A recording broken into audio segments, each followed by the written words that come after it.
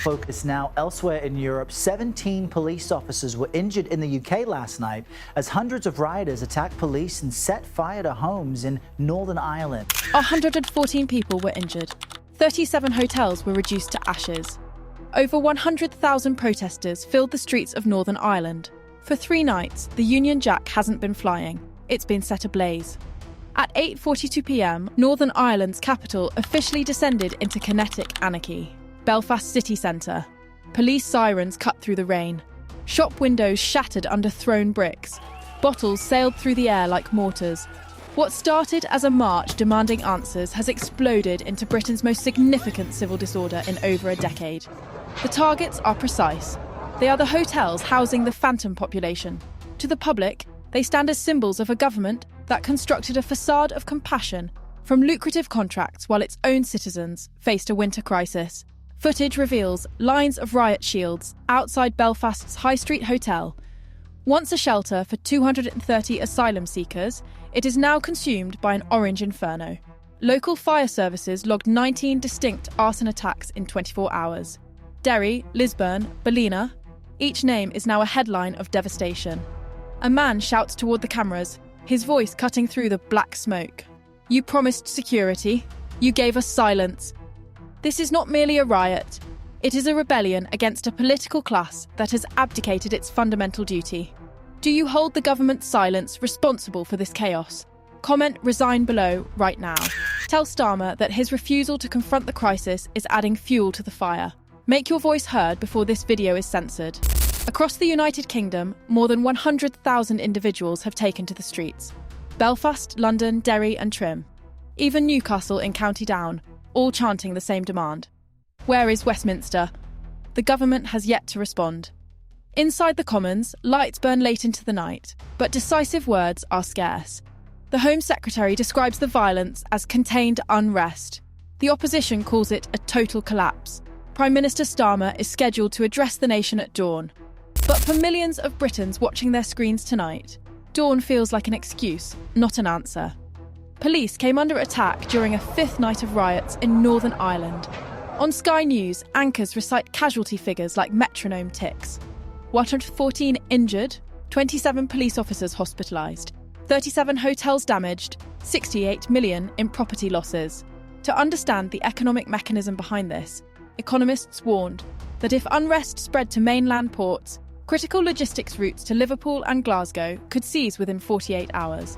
At 9 p.m, an encrypted memo leaked from the Home Office. It stated, Northern Command overstretched, reserve units requested, political approval pending. That approval never arrived. Officers on the ground were left to hold the line without backup. At the crowd's edge, a young nurse named Sophie Mallister holds up her phone, live streaming the chaos. This is my street, she says quietly. My rent rose 41% this year, and they tell me funding has run out, yet there's funding for this. Her video garnered 3.2 million views in 6 hours. If you're watching this now, you've seen the footage too. What you're witnessing isn't just protest, it is sheer exhaustion. At 10:27 p.m, the first wave hit the storm gates at Parliament grounds. Barricades collapsed instantly. Police deployed tear gas for the first time since 2013. Reporters described the sound as a heartbeat of panic. From London, Downing Street released a 3-sentence statement. The Prime Minister condemns the violence. Public safety remains our priority. Dialogue must continue. But dialogue ended when the first hotel collapsed. Behind closed doors, the intelligence briefings are grim. MI5's regional desk has identified 52 encrypted online channels, coordinating crowd movements in real time, shifting by the minute.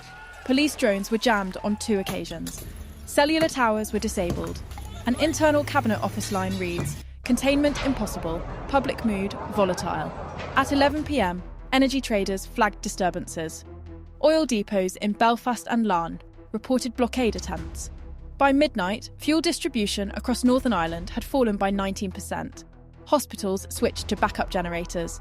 And still, Westminster remained passive. Across social media, one phrase trended above all others. One Britain on fire. Within 12 hours, it hit 64 million impressions, surpassing even general election traffic. Clips of riot officers kneeling before crowds go viral with captions like, "We serve the people, not the politicians." By dawn, the question was no longer who started the fire, but who benefits from the smoke. In the morning briefing, a senior advisor warned, "If we label this terrorism, we criminalise half the country. If we don't, we lose control of the rest." The Prime Minister said nothing. Cabinet sources say he looked pale, eyes fixed on a screen displaying Belfast in flames. Meanwhile, analysts reported an 8% drop in consumer confidence, 1.2 billion wiped from retail markets, and a 46% surge in flight bookings from Belfast to Dublin. When citizens begin fleeing to another country for a weekend of peace, you know these numbers are more than statistics. They are a diagnosis of a failing state. In Lisbon, a crowd of thousands gathered around the ruins of the King's Crown Hotel. The building had housed 112 migrants under a Home Office contract costing $189 per person per night. That contract was worth $7.8 million annually. Now it is ash. An elderly veteran named Thomas Reed walked past the debris with a flag over his shoulders. "I fought for this country," he told reporters, "but I don't recognise it anymore." The clip aired on every network by evening. Commentators called it the moment Britain saw its own reflection. This is the reality of a nation pushed past its breaking point. The hotels are burning not out of hatred, but because they symbolise the only priority the government appears to value. And as the smoke clears over Belfast, the rest of the UK confronts a terrifying realisation. The fire is spreading. At 11:55 a.m. on November the 6th, the Prime Minister finally emerged. Keir Starmer stepped to a Westminster podium. He read from a single sheet titled National Stability Address. His voice was calm, but his words were hollow. He condemned the violence in Northern Ireland. He reaffirmed a commitment to unity, yet made no mention of the $7.8 million migrant hotel contracts.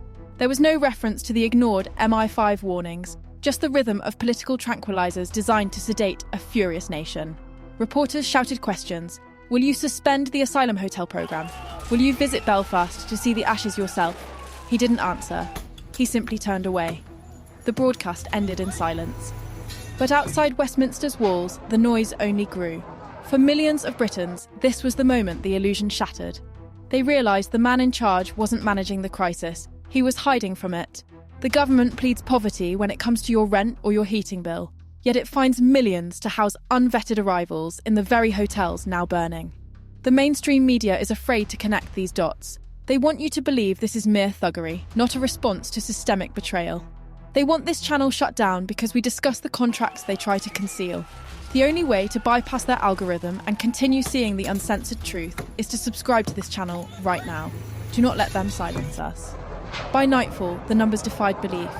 142 injured, 53 arrested.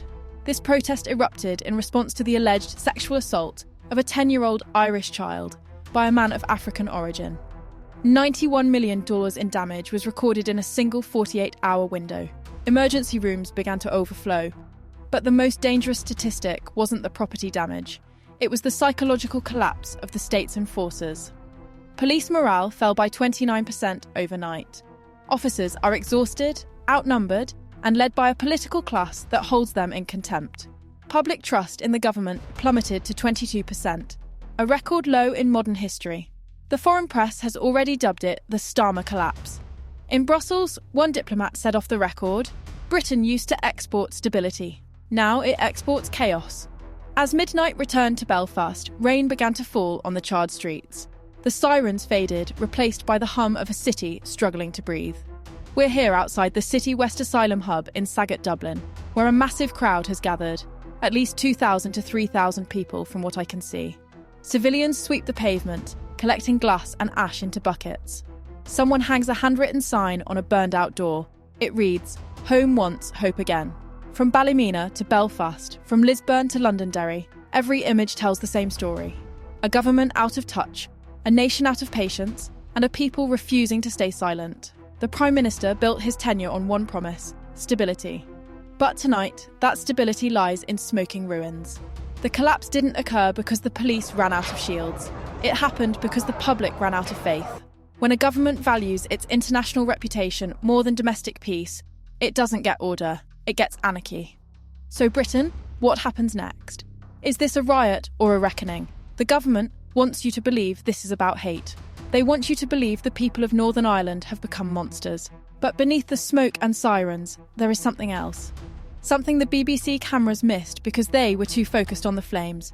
In the back streets of Belfast, strangers who stood on opposing sides hours earlier are now passing blankets through broken windows. A young migrant woman, still trembling from the fire that gutted her shelter, was seen helping an elderly local man lift his fallen shop sign back into place. No cameras, no slogans, no orders from Westminster, just people doing what the government forgot how to do: care. At a small church near Donegal Square, volunteers light candles for the injured: Catholic, Protestant, immigrant and local. Each flame is small, stubborn and equal. The city, for all its pain, still remembers how to hold itself together when no one else will. A teacher named Eilish writes on the wall of a burned hotel: "Forgiveness builds what fury burns." Within hours, her message spreads across social feeds, shared more than any riot clip. Because deep down, even amid the roar of collapse, people recognise what truly matters. Not who we blame, but what we become afterward. The British people are not the enemy. The enemy is the silence from the top that turned neighbour against neighbour. But we must not be naive. This moment of unity in the ashes does not erase the danger we face.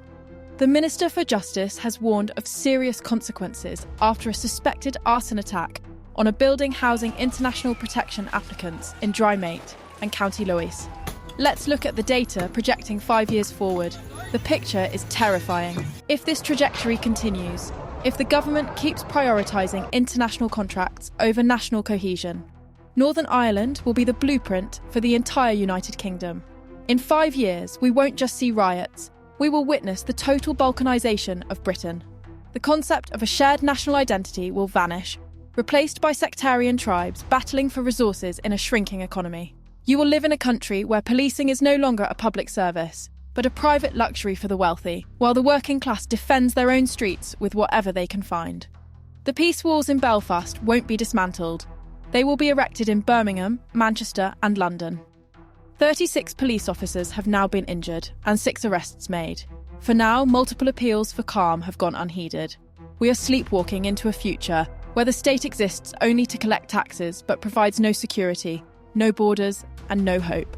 This is not accidental. This is managed decline. For decades, a shadow bureaucracy has decided that British identity is an obstacle to global integration. They view your demand for safety as populism and your demand for borders as hate. The events in Belfast are not a tragedy to them. They are a stress test. They are observing how much you will tolerate before you break. The Prime Minister's refusal to visit Belfast is not cowardice. I utterly condemn the violence that we've seen overnight in Ballymena and in other parts of Northern Ireland, including against PSNI officers. It is contempt. It signals that the provinces are irrelevant to the metropolitan elite. They are content to let the hotels burn as long as the London stock market remains stable. But they have miscalculated. Belfast's sleepless night was a fraction of the nightmare endured for years by ignored families. By morning, the cost of government negligence was being calculated not just in burnt vehicles, but in the freezing homes of the working class. While pensioners in surrounding boroughs chose between heating and eating, news outlets circulated the daily cost of the hotel contracts, millions per day, every day, while the veteran on the street receives nothing. For the 3rd consecutive night, Ballymena burned. Police officers were attacked with bottles, bricks and fireworks. Let's understand the economic mechanism. This financial insult is the fuel for the fire. When a government proves it cannot distinguish between a citizen and a client, it loses the moral authority to command the streets. The chaos was inevitable because the betrayal was absolute. The individuals who threw the bricks were wrong to destroy their own city.